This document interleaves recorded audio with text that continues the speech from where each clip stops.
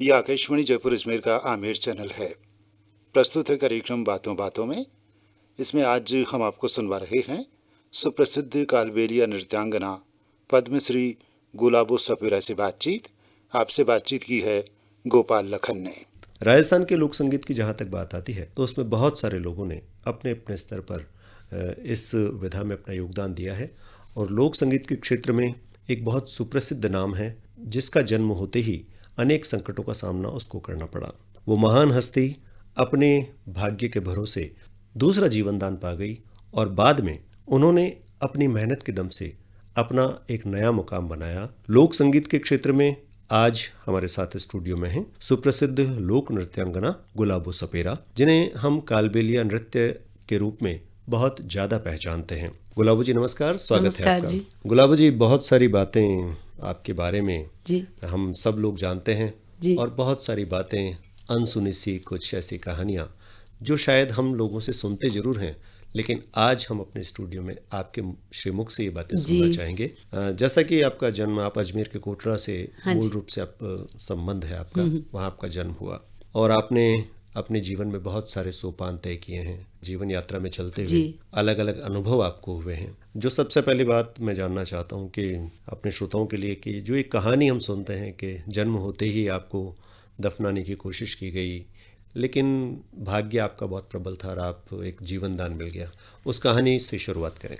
मैं उसी कहानी से स्टार्ट करती हूँ जिसमें जन्म होते ही लोग बाग खुशी मनाते हैं और ढोल बजाते हैं, थाली बजाते हैं। मेरा जन्म ऐसा हुआ कि कंकर, भाटे, मिट्टी ये मेरे सिर पे आके गिरी। हमारा जो समाज है सपेरा समाज है और कालबेलिया लोग हम लोगों को बोलते हैं, क्योंकि काल को वश में करते हैं। तो हमारी कोई जात नहीं है, काल को वश में करना है, सांप को पकड़ना, उसके दोस्त हैं। जात हमारी है सपेरा या नाथ। नाथ हम लोगों को इसलिए कहते हैं कि हम लोग गुरु कनिपा नाथ जी के शिष्य हैं, तो हम लोग नाथ पंथ में हैं। और हमारे समाज में एक प्रथा बनाई हुई थी शुरू से कि अपन जंगल में रहते हैं और गुरु जी का वरदान है, और तो बेटियां रखेंगे तो बेटी को देना लेना, खाना पीना, कपड़े लत्ते, उनको सब शादी ब्याह, और आगे जाके दुख होता है, कोई दारूबाज मिल जाए उनको मारे पीटे तो वो बच्चे की जिंदगी खराब हो जाती है।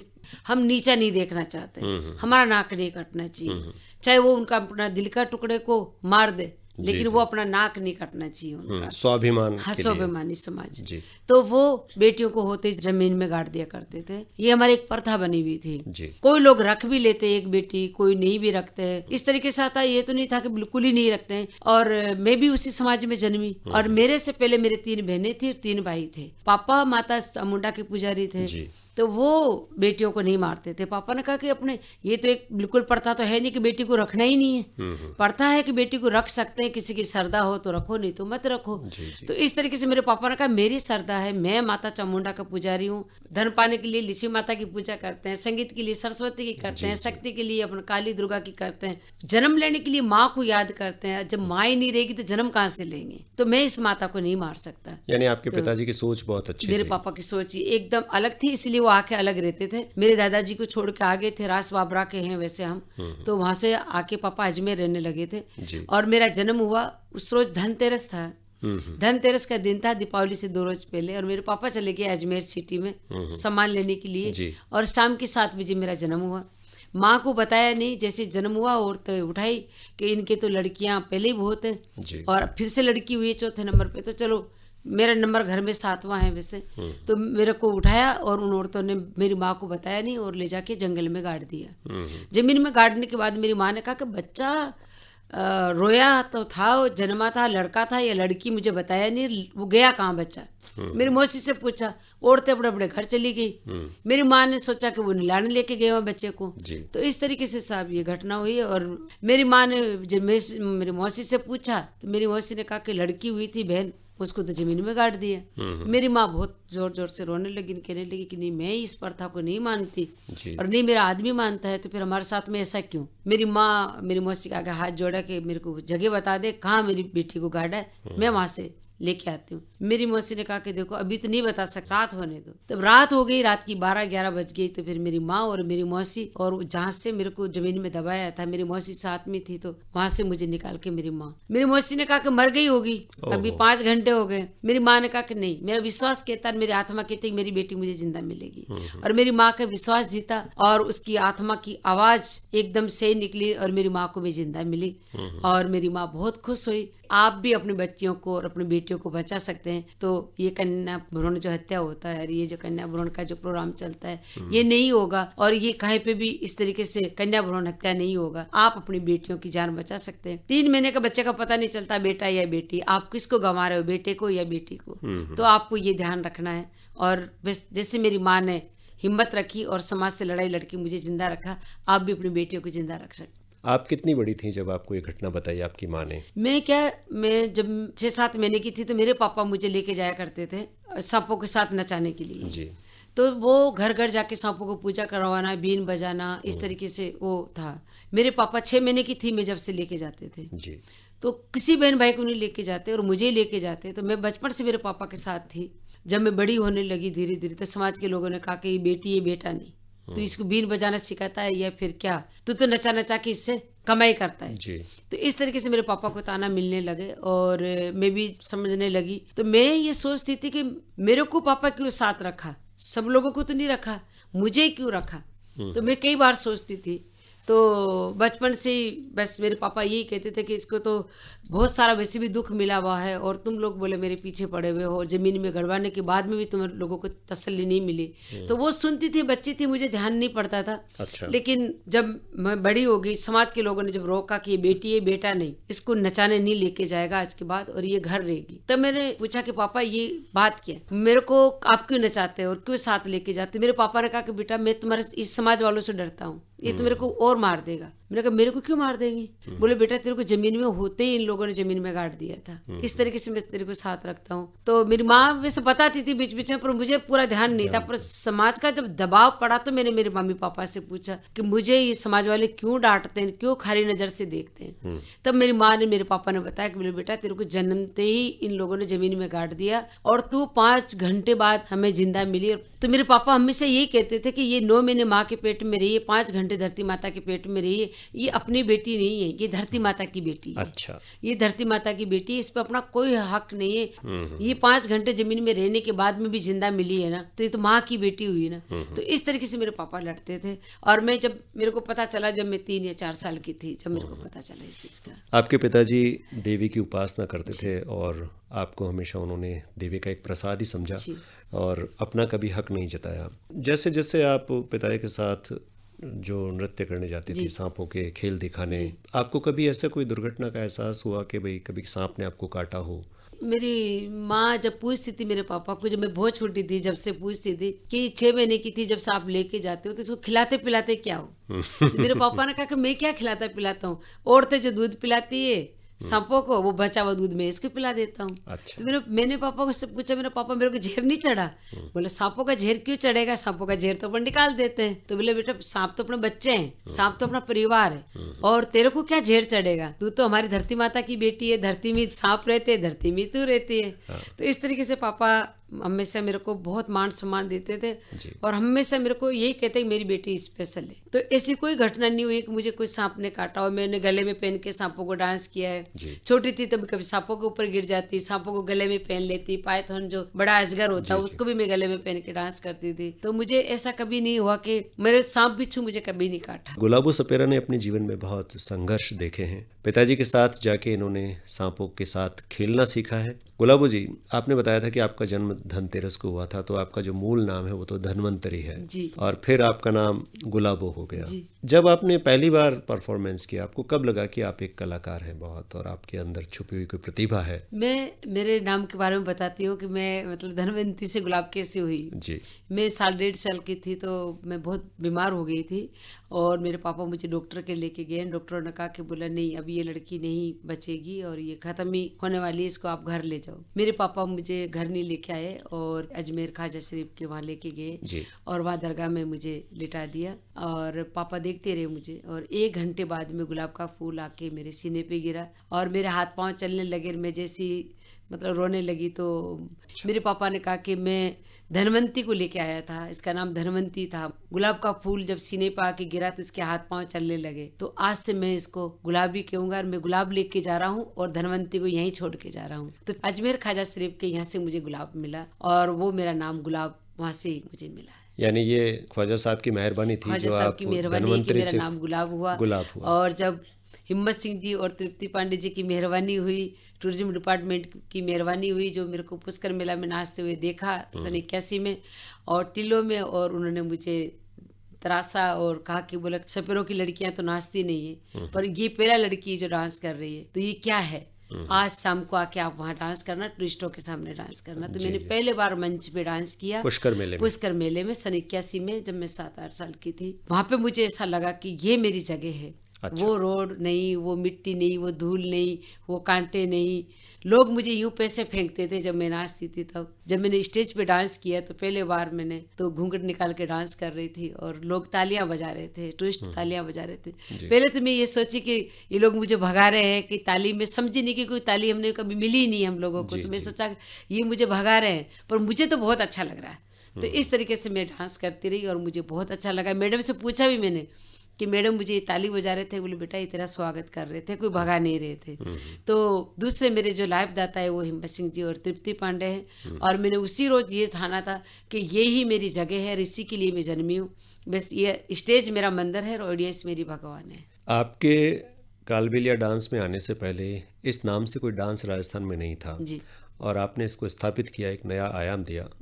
आप पिताजी के साथ जाती थी और सांप थोड़ा बीन के साथ लहराता था, तो आपने वहाँ से लिया कि मुझे ऐसे डांस करना है। कालबेलिया डांस का कॉन्सेप्ट जो है, मुझे सिर्फ पता नहीं चला कि मैं डांसर बनूंगी या मेरे को डांस करना है, क्या करना है, मुझे कुछ नहीं। बस उस सांपों के साथ मुझे अच्छा लगता था कि पापा सांपों को नचा रहे और बीन बजा के नचाते थे। वो बीन की धुन और डफली की थाप कब मेरे दिलों और दिमाग में छाई। और ये गॉड गिफ्ट है ये डांस। हमारे समाज में कोई बेटियां डांस नहीं करती थी, कोई औरतें डांस नहीं करती थी। तो मैं बहुत छोटी थी, 2-3 साल की, तब मुझे मेरी माँ की गोद में से उठा के और वो लोग लेके जाया करते थे होली पे नचाने के लिए।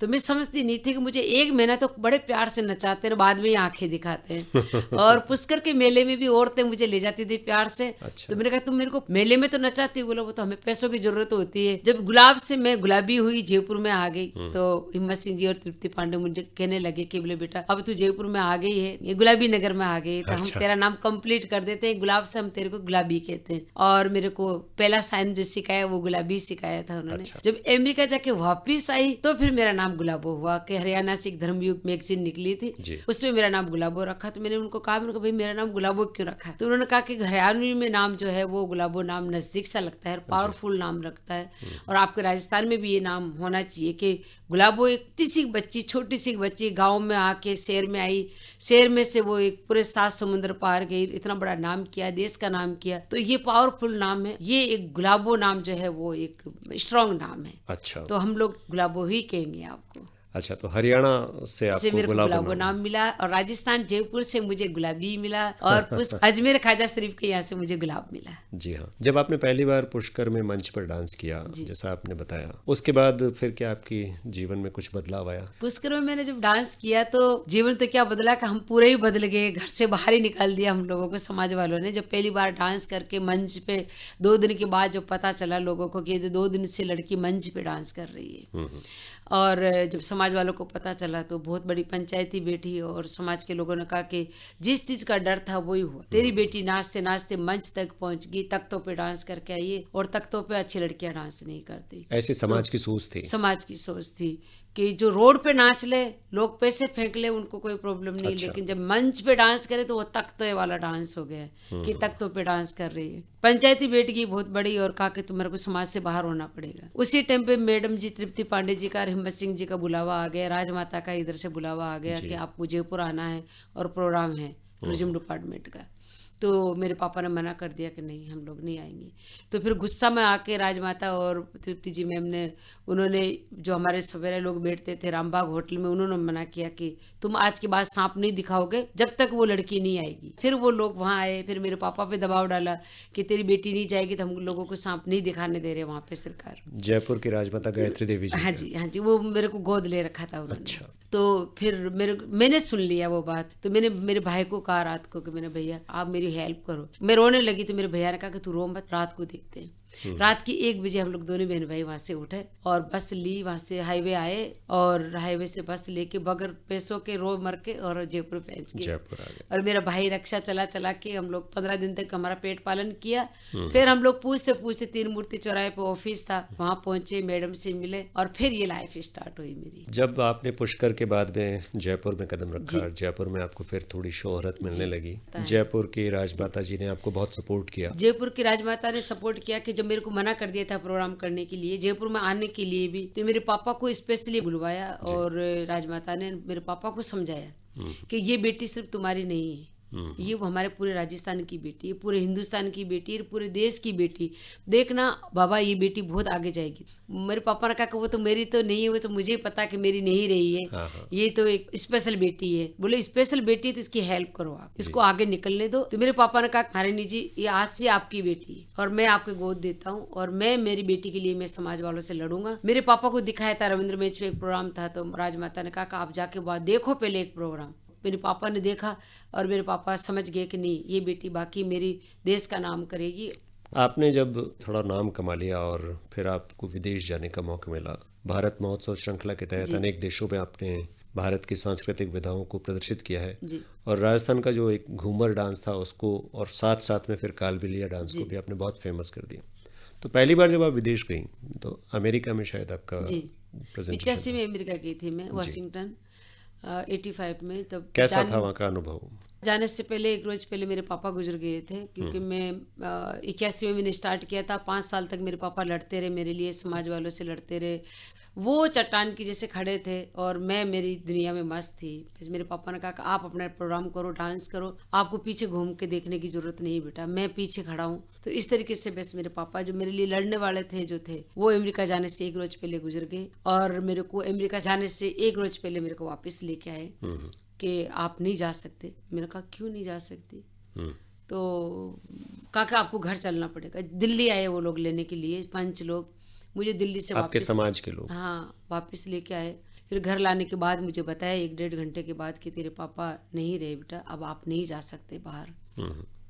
इतना बताते मैं तो बेहोश हो गई और मैं बहुत जोर से रोने लगी और एकदम बेहोश पड़ी रही 4-5 घंटे। तब जैसे होश आया मुझे रात की 12-1 बजे, तो मैंने मेरी माँ को कहा बोले माँ मेरे को दिल्ली जाना होगा। मेरी माँ ने कहा कि नहीं आप नहीं जा सकते बेटा।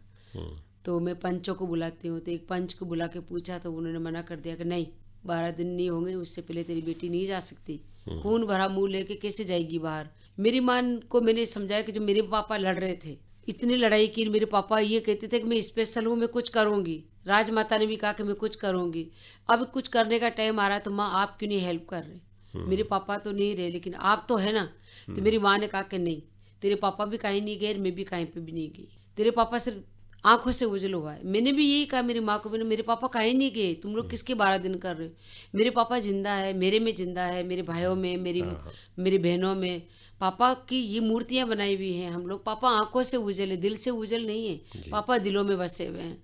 तो इस तरीके से मेरे पापा नहीं रहे तो मेरी माँ ने मेरे को हिम्मत दिया और मेरी माँ कहा कि मैं लड़ूंगी तुम्हारे लिए, तुम जाओ अमेरिका। अच्छा। तो मैं रात की 5 बजे वहाँ से निकली घर से और बस से 5 बजे मैं बस लेकर दिल्ली चली गई और हमारा रात की 3 बजे का फ्लाइट था और अमेरिका जाने का। अमेरिका में 2 महीना और 5 दिन रह के आई वाशिंगटन और मुझे बहुत अच्छा लगा, बहुत ही अच्छा लगा कि मतलब याद आती थी पापा की तो मैं रोती थी।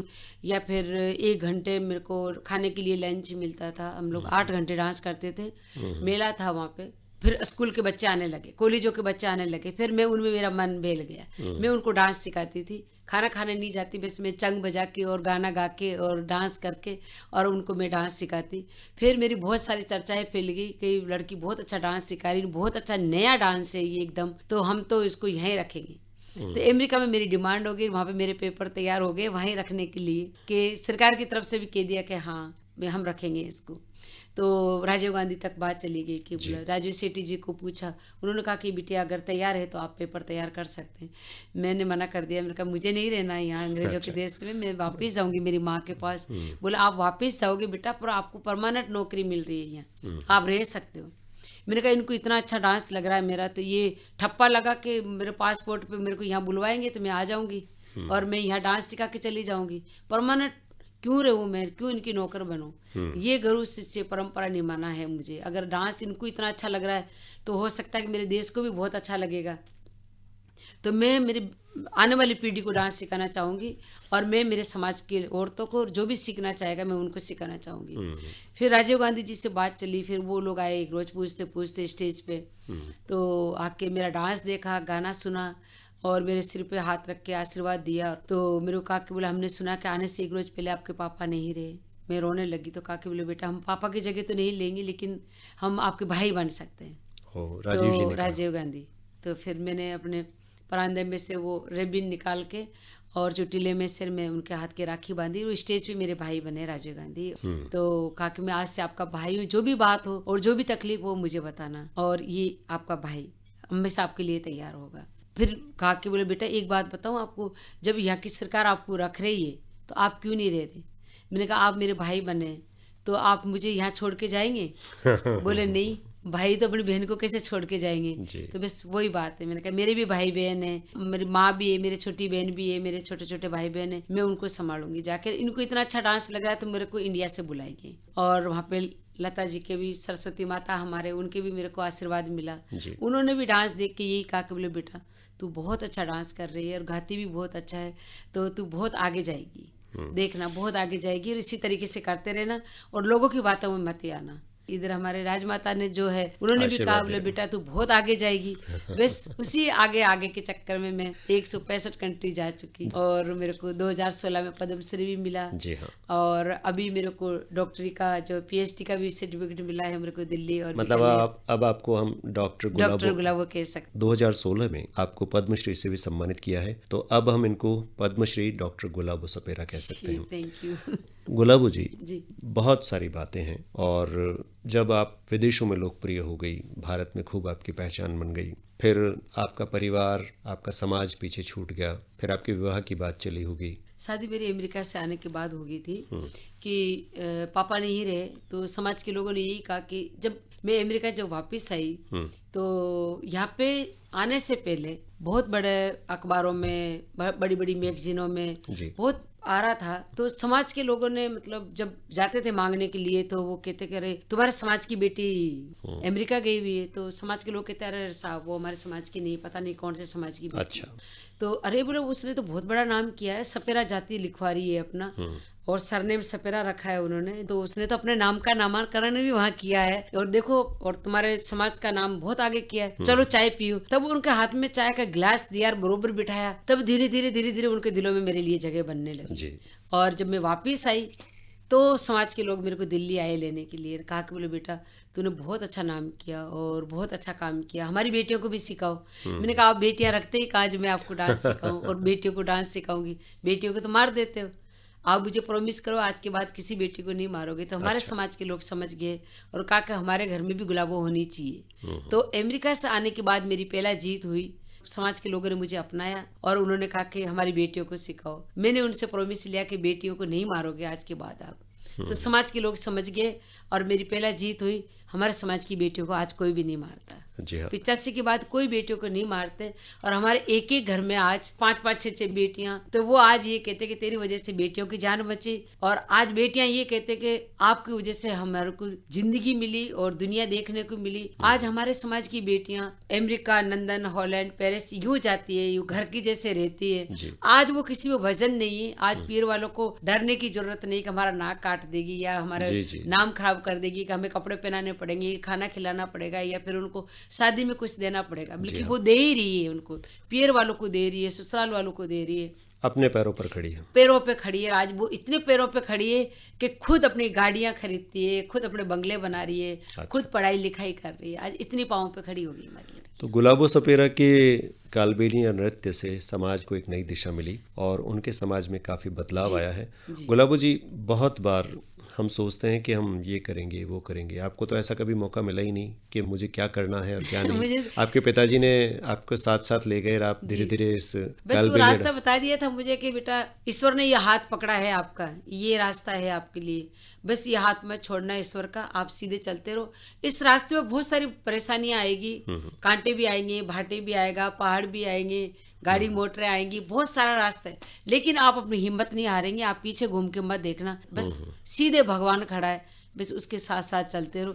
बस माता पिता ने जो रास्ता बताया था मैं उस रास्ते पे चलती रही, आज भी मैं चल रही हूँ। और मैं सब लोगों को यही कहती हूँ कि आप भी इसी रास्ते चलते रहो, सीधे चलते रहो। जब आप स्टेज पे परफॉर्म करती हैं तो जाहिर है कि 2-2.5 घंटे का शो होता है और आपको काफ़ी देर तक नाचना पड़ता है। जब आप डांस करती हैं, डांस से पहले कुछ विचार करके जाती हैं कि आज मुझे अपने जो कालबेलिया डांस में ये प्रयोग करना है या मुझे इस तरह से डांस करना है, या फिर एक बार स्टेज पे कदम रख दिए सरस्वती की कृपा से और फिर अपने आप गुलाबो लहराने आपने लगती बहुत है? अच्छी बात पूछी। पहले बार किसी ने ये पूछा मेरे से कि मैं डांस सोच के जाती हूँ या फिर अपना आप हो जाता है। जी। मैं सर डांस नहीं तो मैंने सोच के सीखा, और नहीं मैंने किसी से सीखा, ये गॉड गिफ्ट है और माता पिता की देन है, माता पिता से सीखा है हर कुछ, ईश्वर ने ये गॉड गिफ्ट दिया है मुझे। तो मैं इसमें क्या करूँगी क्या नहीं करूँगी ये मेरे को खुद को पता नहीं होता है। स्टेज पे मैं जाती हूँ धरती माता को धो खा के और स्टेज को सलाम करके, जी। और मैं स्टेज पे जाती हूँ, जो भी आता है वो ऑडियंस की किस्मत का, और मैं कुछ सोचती नहीं हूँ डांस से पहले कि मुझे आज ये करना है या वो करना है। बस मुझे ये सोच के जाती हूँ कि मुझे अच्छा करना है, और ये सोचती हूँ कि आज मेरा ये एंड है, और मैं जितना कर लूँ, जितना ऑडियंस को खुश कर लूँ, जितना मैं खुश हो जाऊँ, मैं खुश होऊंगी तो ऑडियंस खुश होगी। जी। तो मैं ऑडियंस को जितना खुश होके खुश करना चाहती हूँ, जितना हो सकता है। मैं लास्ट मतलब एक कहते ना कि आज मेरा लास्ट है, ये सोच के मैं जाती जी हूँ हाँ। हमेशा। और हर बार जब जाती हैं तो कुछ नई बात होती है आपके और डांस हर में। बार जाते थे ये कहता अरे गुलाबो आज तो आपने अलग से किया, आज तो एक एक्शन बहुत ही अच्छा था, आज आपके तेवर, आपके जो डांस का स्टाइल आपका वो तो होता ही है, लेकिन कुछ आपका आज कुछ नया था। नया था। ये हमेशा सुनने को मिलता है मुझे। ऐसा कभी लगा हो आपको बहुत खुशी हुई हो परफॉर्मेंस के बाद में, यादगार घटना जब ऑडियंस ने आपको बहुत सराहा, किसी ने बहुत शाबाशी दी, ऐसी कोई घटना याद है जिसको आज भी आप याद करके कि नहीं वो उस दिन मैंने बहुत खास किया था? मैं जिंदगी का जो पहला जो खास दिन है मेरा, जो वो दिन मैं कभी नहीं भूल सकती। इसने क्या सीखा पुष्कर मेला में, पहला मंच, पहला स्टेज, पहला ऑडियंस, और पहला मेरे लाइफ दाता, और पहला मेरा परिवार जो मिला मुझे। परिवार में उन्हीं को कहती हूँ, जो ऑडियंस मेरी जो होती है स्टेज पे जो होती है, वही मेरा परिवार है और वही मेरी ज़िंदगी है। मेरा भगवान जो है वो मेरा डांस है। पहले बार जो मैंने वहाँ किया था उसको तो मैं कभी नहीं भूल सकती, क्योंकि वही मेरी स्टार्टिंग है। आज मैं जो स्कूल बना रही हूँ मेरा डांस का, वो भी मैं पुष्कर में ही बना रही हूँ। अच्छा। इसलिए कि मेरे कदम पुष्कर से स्टार्ट हुआ, तो हर लड़की यहाँ से निकलेगी तो वो गुलाबो जरूर बनेगी। बहुत खूबसूरत बातें हम आज कर रहे हैं अपने प्रोग्राम बातों बातों में, और आज हमारे साथ हैं सुप्रसिद्ध कालबेलिया नृत्यांगना गुलाबो सपेरा। आप पर किताब लिखी गई है फ्रांस के एक बहुत अच्छे संगीतकार और लेखक थियरी रॉबिन और वेरोनिक गुइलियन ने। आपने कभी सोचा था कि आप पर ऐसी किताबें भी लिखी जाएगी, आप इतनी शोहरत पालेंगी? सर मैं क्या बताऊँ आपको कि मैं क्या सोच सकती हूँ कि मेरे पे किताब लिखी जाएगी या मेरे पे फिल्म बनेगी, डॉक्यूमेंट्री बनेगी। मेरे को 89 में भारत सरकार की तरफ से सेहरा में खिले गुलाब एक डॉक्यूमेंट्री बनी गई थी। मैं क्या सोचती कि जिस लड़की को जिंदा रहना अलाउ नहीं है, समाज के लिए कुएं का पानी अलाउ नहीं है। जब हम लोग गांव के पास में जब कुआं होता था, उसका पानी हम लोगों को अलाउ नहीं था कि कुएं पे चढ़ोगे कुआं हमारा भिट जाएगा। हम जंगल के कुएं से पानी पीते थे, तो हम क्या उम्मीद रखेंगे कि हमें इतना बड़ा मंच मिलेगा।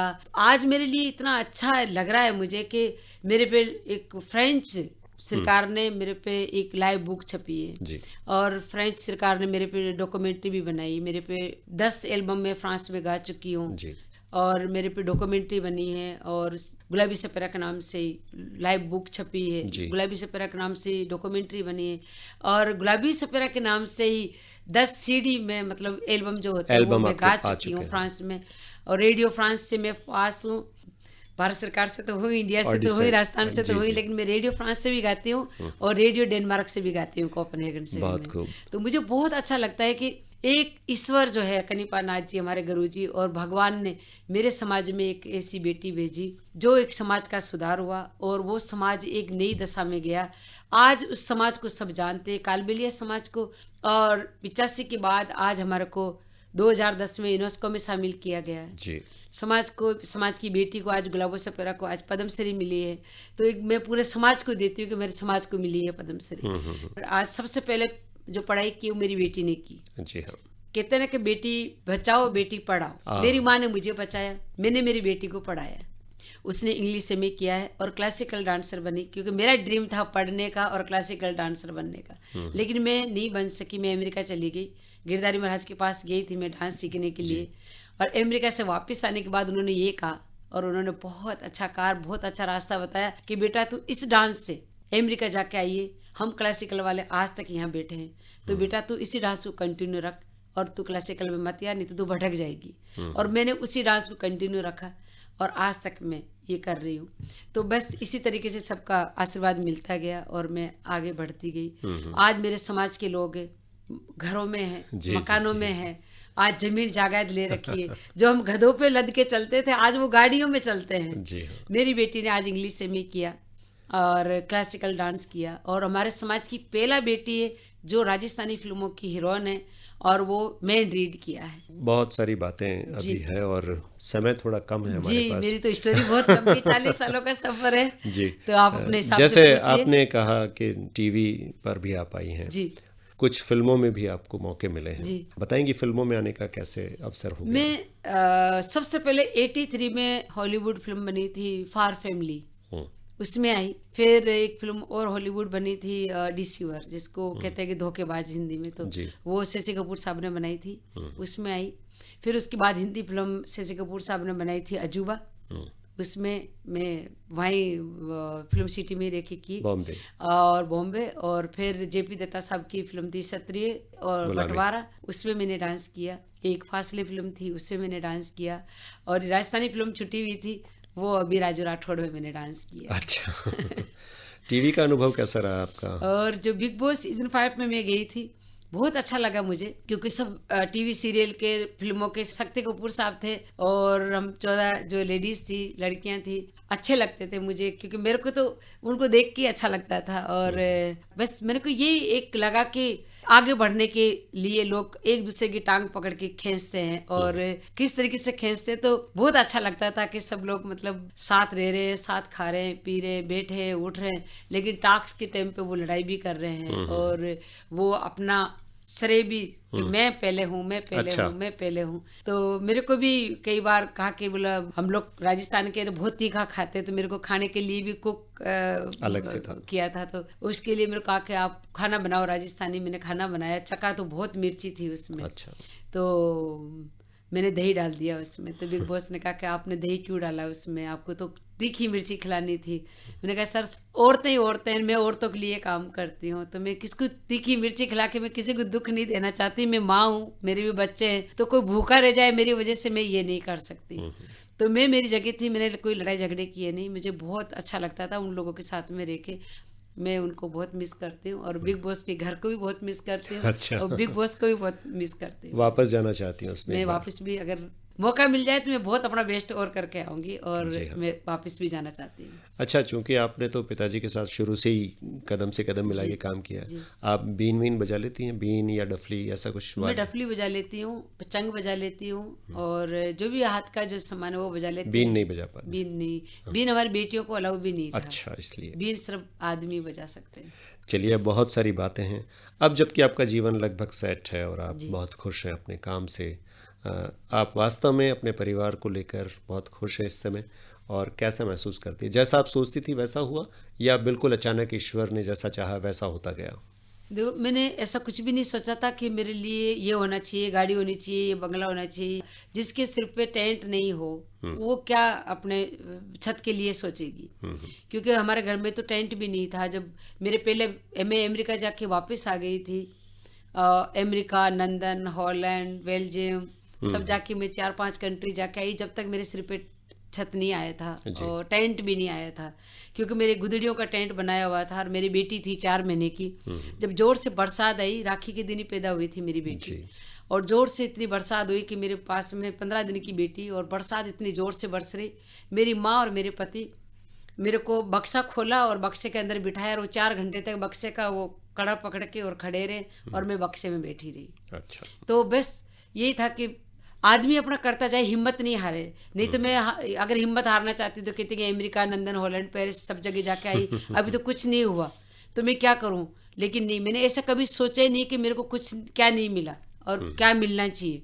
जो मिलेगा वो ईश्वर जब देगा, उसकी मर्जी होगा तब देगा, और वो अपना आप देगा। क्योंकि कहते हैं कि हथाली में सरसों नहीं उगती। जी। तो आप अगर सब्र रखते हैं तो ईश्वर अपना आप अपनी सुनता है। तो मैंने अपने गरिमा में रही और मैं ज़मीन से जुड़ के रही। मेरे 3 बच्चे टेंट में हुए हैं। तो जब तक मेरे पास 91 तक कोई घर नहीं था। मैं 85 में अमेरिका गई, 81 में मैंने प्रोग्राम स्टार्ट किया। जब तक मेरे पास में कोई घर नहीं था, 91 तक कोई घर नहीं था। 91 में पहले बार मैंने घर खरीदा, 75,000 में मकान, 1 कमरा खरीदा था। उससे मैंने रहना स्टार्ट किया। आज मेरे पास में 13 बीघा पक्की जमीन है, ईश्वर का दिया सब और माता रानी का और ईश्वर का दिया। 5-6 गाड़ियां हैं, और बस यही है, सब कुछ ईश्वर का, मेरा कुछ भी नहीं है। मैं तो मेरी ड्यूटी निभा रही हूँ। ईश्वर ने जो दी है मुझे ड्यूटी के, तो आज ये काम करना है, वो मैं कर रही हूँ। मेरे समाज की बेटियां आज पाँव पे खड़ी है, बस मेरे को बहुत खुशी है। मेरा समाज आगे निकला है, मुझे बहुत खुशी है। मेरा समाज आज इतना पढ़ लिया लिख लिया कि आज मेरे खुद के दामाद जी, जो मेरी बेटी की शादी की मैंने 2019 में अभी, तो हम ये सोचते थे कि मेरी बेटी ने तो इंग्लिश में किया है, और बेटी तो बहुत MGD स्कूल में पढ़ाई किया। तो महारानी तो दामाद हमको ऐसा मिलेगा या नहीं? महारानी गायत्री देवी जी ने कहा कि बोला अब तो तेरी बेटी राष्ट्रपति अवार्ड मिला है। उसको 92 में राष्ट्रपति अवार्ड मिल गया था जी। मुझे नहीं मिला, उसको मिल गया था कालबेलिया डांस में। तो बोला अब इसको तो पढ़ा। तो मैंने कहा मेरे को इंग्लिश तो नहीं आती, तो मैं चाहती हूँ कि मेरे बच्चे को इंग्लिश बोले, उन अंग्रेजों को जवाब दे गिटर पिटर बोल के। तो मैं चाहती थी कि बस मैं मेरी बेटी से भी सीख लूँगी, अगर मेरी बेटी पढ़ ले, बेटा पढ़ ले। तो मेरा सपना था इंग्लिश का भी, और मैंने MGD स्कूल में मेरी बेटी को हॉस्टल में रखा 8 साल, और महारानी गायत्री देवी की गोद मैंने दे दिया। मैं महारानी गायत्री देवी की गोद हूँ। मैंने कहा ये बेटी भी आप ले लो मैम, और मेरी बेटी को पढ़ाओ, कि मेरा स्कूल है उसमें तुम रखो, और वहाँ पे तुम्हारी बेटी पढ़ेगी और बहुत अच्छा पढ़ लेगी। मेरे 2 बेटा और 1 बेटी थी। मैंने उनको, बेटी को मैंने वहाँ छोड़ा। मेरी बेटी को बहुत मिस करती थी, बहुत रोती थी। दोनों बच्चों को लेकर मैं स्कूल के सामने गार्डन में बैठ के हम लोग खाना खाते थे, देख देख के कि मेरी बेटी इसमें है। पर मेरे को ये था नहीं, मेरी बेटी इंग्लिश पढ़ के आएगी, एक दिन इंग्लिश पढ़ के आएगी।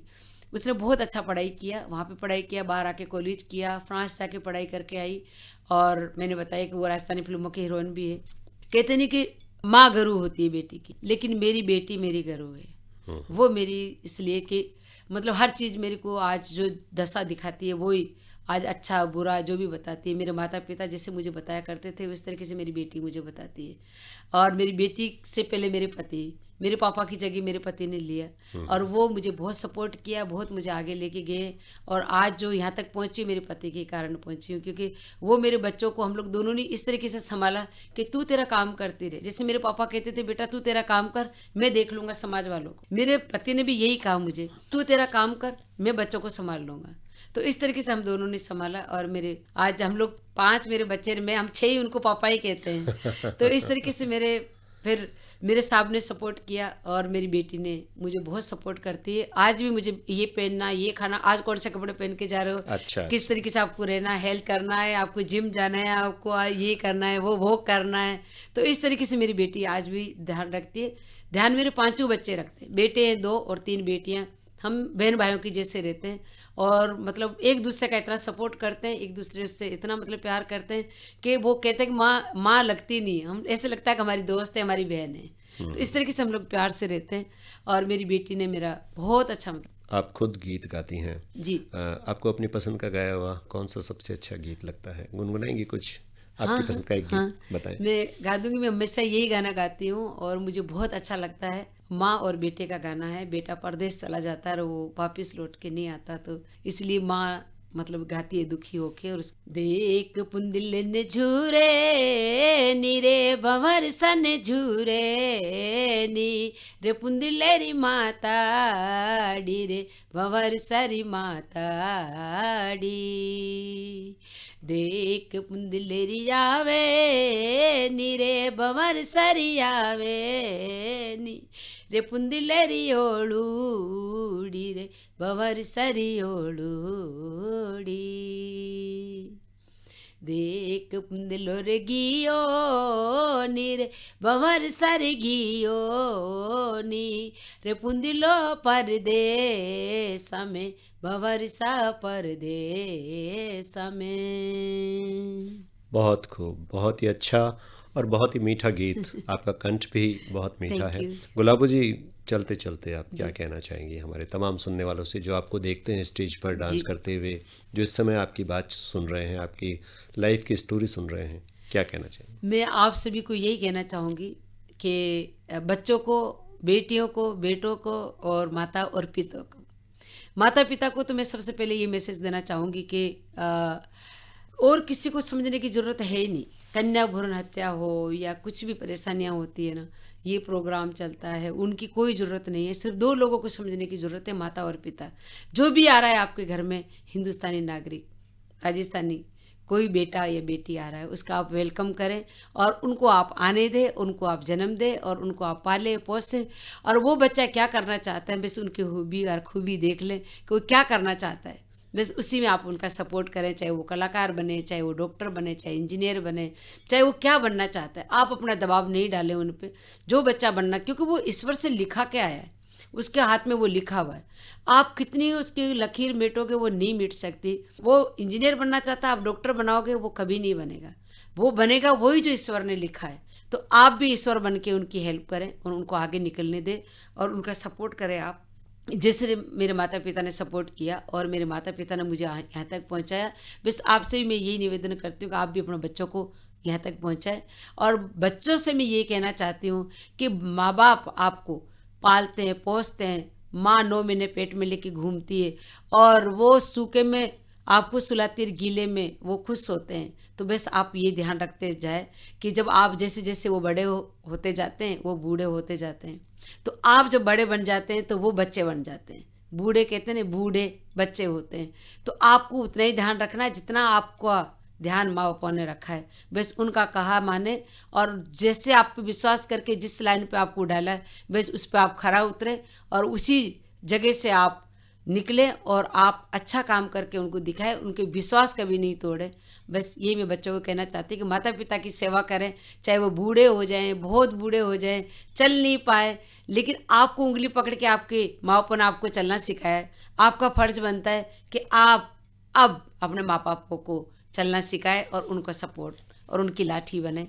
बस मैं यही कहना चाहती हूँ। तो माता और पिता, बच्चे सब आप एक दूसरे को समझे और आगे निकले और उनको आगे बढ़ने दे, क्योंकि आप आगे बढ़ोगे, बढ़ने दोगे, माता पिता की सेवा करोगे, तभी आपकी औलाद आपकी सेवा करेगी। कहते हैं ना, ये साथ कर और ये साथ देख। तो बस आप इसी तरीके से। और फिर एक और कहना चाहूँगी कि जब आपका किसी भी काम में डॉक्टर, इंजीनियर, जो भी कुछ बनना चाहते हैं, कोई भी कलाकार, डांसर, कुछ भी बनना चाहते हैं, आप बन गए, बस आप पीछे घूम के मत देखना। समाज का काम होता है बातें करना, आपका काम है आगे निकलना और अपना काम करना। आगे आप चलते रहे, बस ईश्वर ने आपके लिए गेट खोल दिया, पीछे घूम के देखोगे बस वहीं आप रुक जाओगे। बस मैं यही कहना चाहूँगी कि आप आगे चले, आगे चले, आगे चले। बहुत ही खूबसूरत संदेश गुलाबो सोपेरा जी ने हम सबको दिया है। और श्रोताओं, ये थी आज की हमारी पूरी बातचीत, जिसमें हमने गुलाबो सोपेरा को समझने का एक प्रयास किया। हम कितने सफल हुए ये तो गुलाबो जी बेहतर बता पाएंगी, लेकिन हम तहे दिल से शुक्रिया अदा करते हैं, उनको धन्यवाद कहते हैं कि आज आप हमारे स्टूडियो में आए, स्टूडियो में आकर अपनी जीवन यात्रा के बारे में हमारे सभी सुनने वालों को जानकारियाँ दी। आपके आने का बहुत बहुत धन्यवाद। और मैं धन्यवाद देना चाहूँगी और इंडिया रेडियो, अपने आकाशवाणी जयपुर को, कि 2 साल के बाद आज हम रूबरू बात कर रहे हैं और मेरा आज इंटरव्यू हुआ है। बहुत बड़ी बात है, कलाकारों की हेल्प भी होती है और हम लोग ऑडियंस से भी रूबरू मिल जाते हैं। हमारी जो फीलिंग है, हमारी जो दर्द है, हमारी जो एक खुशियाँ हैं, वो सब हम आपके सामने रखते हैं और वो रखते हैं सिर्फ आपके रेडियो के और आपके जरिए। तो आपको मैं बहुत बहुत धन्यवाद देना चाहती हूँ कि मेरी बात रखने का मौका मिला मुझे और मौका दिया उसके लिए। आपके आने का बहुत बहुत धन्यवाद। अभी आप सुन रहे थे कार्यक्रम बातों बातों में। इसमें आज हम आपको सुनवा रहे थे सुप्रसिद्ध कालबेलिया नृत्यांगना पद्मश्री गुलाबो सोपेरा से बातचीत। आपसे बातचीत की गोपाल लखन ने। इस कार्यक्रम के प्रस्तुतकर्ता थे सुनील गंजू।